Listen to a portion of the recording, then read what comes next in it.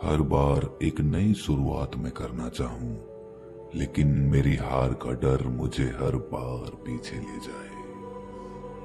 बचपन से जिस प्रकार के समाज में हमारी परवरिश हुई है, वहां हमें यही सिखाया गया है कि जिंदगी में कभी हारना नहीं है, हमेशा सबसे आगे रहना है। और इस प्रकार के विचार पनपने के कारण उस बच्चे के मन में हार के प्रति एक डर पैदा हो जाता है। जब भी हम किसी बच्चे को अच्छे अंक लाने के लिए चॉकलेट देते हैं और खराब अंक आने पर उसे डांटते हैं, तो हम जाने अनजाने उसके मन के अंदर एक डर पैदा कर रहे होते हैं। और कहते हैं कि बचपन में बच्चे के मन में बोया गया बीज जिंदगी भर पलता है। वो बच्चा जीवन में हमेशा एक नई शुरुआत करने के लिए डरता रहेगा, और इसका जिम्मेदार कौन है? इसीलिए अपने बच्चे के मन में ऐसे बीज बोएं कि वो कभी अपनी हार से डरे ना, कभी जीवन में एक नई शुरुआत करने के लिए उसके कदम पीछे ना हटे। आज की जो बोध कहानी मैं आपको सुनाने वाला हूँ, उसमें आपको 2 ऐसे सूत्र मिलेंगे जिसे जानने के बाद आप जीवन में कभी भी नई शुरुआत करने के लिए डरोगे नहीं, बल्कि हर शुरुआत बड़े जोश और उत्साह के साथ करोगे। इससे पहले कि आप इस कहानी में खो जाएं, इस चैनल को सब्सक्राइब जरूर कर लें। तो चलिए कहानी शुरू करते हैं। जो इंसान अपने जीवन में कभी नौकरी नहीं करना चाहता, उसके पास जीवन में कुछ पैसा कमाने के कुछ ही विकल्प बचते हैं, और उनमें से एक विकल्प होता है रोजगार। श्याम की भी हालत ऐसी ही थी। ऐसा नहीं था कि उसने जीवन में पढ़ने की कोशिश नहीं की या फिर कोई नौकरी पाने की कोशिश नहीं की। बचपन से ही वो पढ़ाई लिखाई में इतना तेज नहीं था, इसीलिए उसे अच्छी नौकरी नहीं मिल पाई। और जो नौकरी उसे मिली उसमें उसको वेतन तो कम मिलता था, लेकिन उससे मेहनत ज्यादा करवाई जाती थी। उस वेतन में उसका अपना खर्च भी नहीं चल पाता था, तो वो अपने परिवार का खर्च कैसे चलाता? घर में उसकी पत्नी थी, उसके बच्चे थे, उसके माता पिता थे। इतने लोगों का पेट पालना, वो भी मामूली वेतन के साथ, और वो भी इतनी महंगाई में, वो उसके लिए नामुमकिन सा हो गया था। इसीलिए उसने एक बार हिम्मत करके अपनी नौकरी छोड़ने का निर्णय लिया। नौकरी छोड़ने के बाद उसने कारोबार करने का फैसला लिया, लेकिन कारोबार के लिए तो धन चाहिए, पैसा चाहिए, और वो उसके पास था नहीं, तो वो कारोबार कैसे करता? इसीलिए उसने कारोबार करने के लिए अपने सगे संबंधियों और अपने दोस्तों से धन उधार ले लिया। उसने उस काम को ऊंचाइयों तक पहुंचाने के लिए भरपूर जानकारी इकट्ठी कर ली थी। इसीलिए उसे इस बात का विश्वास था कि वो इस काम को एक नई ऊंचाई प्रदान कर सकता है। काम शुरू करने के बाद कुछ दिन तो काम पूरे जोरों पर चला, लेकिन कुछ दिनों के बाद उसका काम ठंडा पड़ता आ गया। अब दिन रात उसके सर पर यही चिंता सवार रहती कि वो अपने दोस्तों और अपने सगे संबंधियों का धन कैसे वापस करेगा। उसे इस बात की बहुत चिंता हो गई थी, इसीलिए वो शराब भी पीने लग गया था। कहते हैं कि जब नाश मनुष्य पर छाता है तो पहले विवेक मर जाता है। मतलब जब भी किसी पर समस्या आती है तो सबसे पहले उसका विवेक यानी कि उसकी बुद्धि मर जाती है, और यही श्याम के साथ हो रहा था। अब उसके अपने परिवार के साथ लड़ाई झगड़े भी बढ़ने लगे थे। दिन दिन बीतने के साथ उसकी हालत और भी ज्यादा खराब होती जा रही थी। अब उसके सगे संबंधियों और उसके दोस्तों ने अपना धन वापस मांगना शुरू कर दिया, लेकिन उसके पास धन वापस देने के लिए तो बचा ही नहीं था। जो कुछ धन बचा था वो उसको शराब में उड़ा रहा था। जब बार बार मांगने पर भी उसने उनका धन नहीं लौटाया, तो वो उसके घर पर पहुंचने लग गए। अब रात दिन उसके घर पर कर्जदारों की कतार लगी होती थी। कुछ दिन तो श्याम ने उन्हें ये कहकर टाल दिया कि अभी कुछ दिनों में मैं आपका पैसा वापस कर दूंगा, लेकिन कुछ दिनों के बाद भी बंदोबस्त होने की कोई संभावना उसे नजर नहीं आ रही थी। बात अब लड़ाई झगड़े तक पहुंचने लगी थी। रोज अलग अलग लोगों के साथ गाली गलौज और लड़ाई झगड़े से श्याम बहुत परेशान हो गया था। वो अपने जीवन से पूरी तरह निराश हो चुका था। वो अक्सर यही सोचा करता था कि इंसान से अच्छा तो जानवरों का जीवन होता है।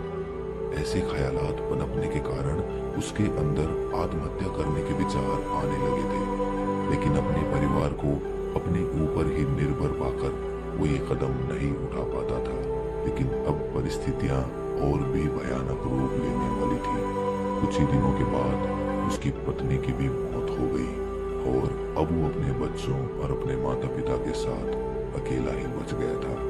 पहले तो उसकी पत्नी उसे हिम्मत दे दिया करती थी, लेकिन अब उसे हिम्मत देने वाला कोई भी नहीं था। इसीलिए एक दिन रात के समय अपने दोनों बच्चों को सुलाकर वो पहाड़ी की ओर चल पड़ा। जाने से पहले उसने आखिरी नजर अपने परिवार पर डाली और उसकी आंखों में आंसू भरे थे। छल छलाई हुई आंखें लिए हुए वो पहाड़ी की ओर चलता जा रहा था। अब बस वो अपने शरीर से, अपनी जिंदगी से, अपनी रूह से आजादी चाहता था और ये आजादी उसे मौत ही दिला सकती थी। जब वो उस पहाड़ी की ओर जा रहा था तो रास्ते में उसने एक चिता के पास एक बौद्ध भिक्षु को बैठे हुए देखा। ये दृश्य जब श्याम ने देखा तो श्याम उस भिक्षु के पास पहुंचकर बोला, लगता है कि आपके किसी बहुत करीब इंसान की चिता जल रही है।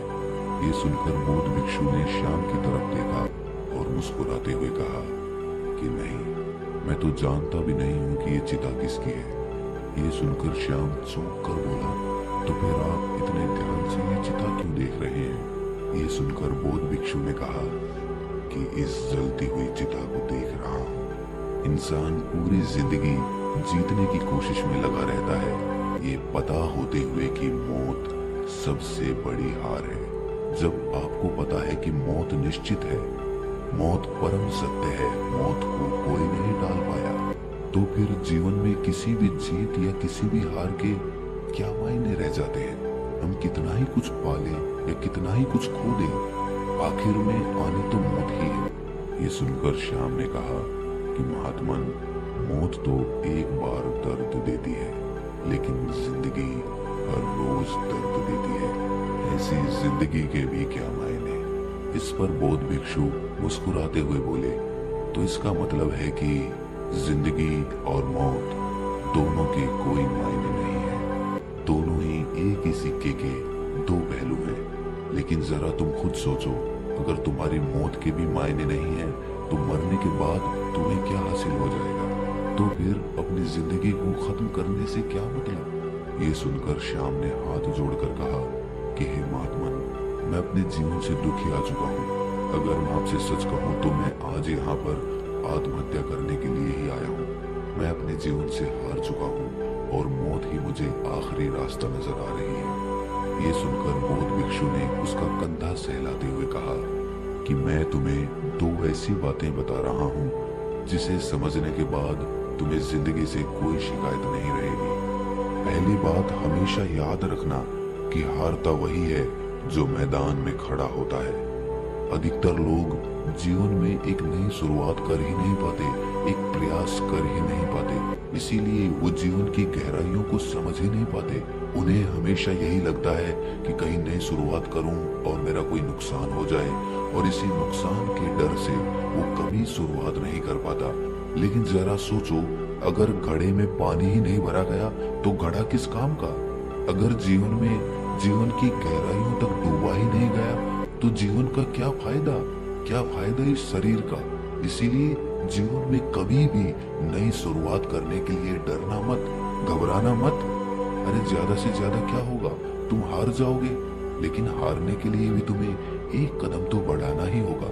अगर तुम वहीं पर खड़े रह गए तो जीवन के अंत में तुम्हें यही अफसोस रहेगा कि पूरा मैदान मेरे सामने था और मैं खेल को खेला ही नहीं। लेकिन फिर क्या होगा? जब चिड़िया चुग गई खेत तो पछताने से क्या होगा? इसीलिए अगर कल को पछताना नहीं है तो अपने मन से हार का डर निकाल दो। भूल जाओ समाज क्या कहेगा, बस अपनी सुनो, अपने मन की सुनो। अगर आपके मन को लग रहा है कि आप किसी काम को, किसी रोजगार को अच्छे तरीके से कर सकते हैं तो उसको शुरू करने में कभी भी घबराना मत, वरना तो जिंदगी भर आपको यही अफसोस रहेगा कि मैं कर सकता था। और दूसरी बात जो हमेशा याद रखनी है वो ये कि हार कर भी यहाँ खेल से कोई बाहर नहीं होता। मौत से पहले जिंदगी आपको अनगिनत मौके देती है, लेकिन वो आपके ऊपर निर्भर करता है कि आप कितने मौके ढूंढ पाते हैं। जिंदगी एक ऐसा खेल है जहां हार कर भी कोई खेल से बाहर नहीं होता। अगर हम एक बार हार गए तो हमें दोबारा नई शुरुआत करनी चाहिए, लेकिन पहली वाली हार का डर हमारे मन में बैठा रहता है, इसीलिए हम दूसरी शुरुआत नहीं कर पाते। आपको जीवन में चाहे जितनी भी हार मिले, लेकिन आप कभी हार मत मानना, क्योंकि आपका जीवन आपको अनगिनत मौके और देगा।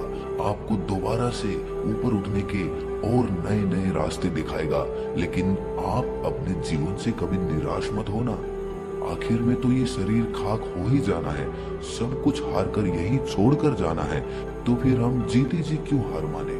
कम से कम अपने जीवन को हम कोशिशों का एक सागर तो बना सकते हैं। चलिए मान लिया कि हमने जीवन में कुछ नहीं पाया, लेकिन हमने जीवन में कोशिशें तो की, हमने जीवन को अनुभव तो किया। कम से कम जीवन से खाली हाथ तो नहीं लौट रहे। इसीलिए फिक्र को आज ही आग लगा दीजिए और एक नई शुरुआत करिए।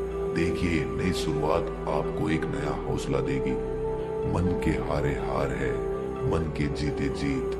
इसीलिए अपने मन में उमंगे भरिए, उत्साह भरिए, जोश भरिए और एक नई शुरुआत करिए। तो दोस्तों, कैसी लगी ये कहानी आपको कमेंट सेक्शन में जरूर बताना, और अच्छी लगी हो तो इस चैनल को सब्सक्राइब जरूर कर देना। तो मिलते हैं अगली कहानी में, तब तक के लिए अपना ख्याल रखें।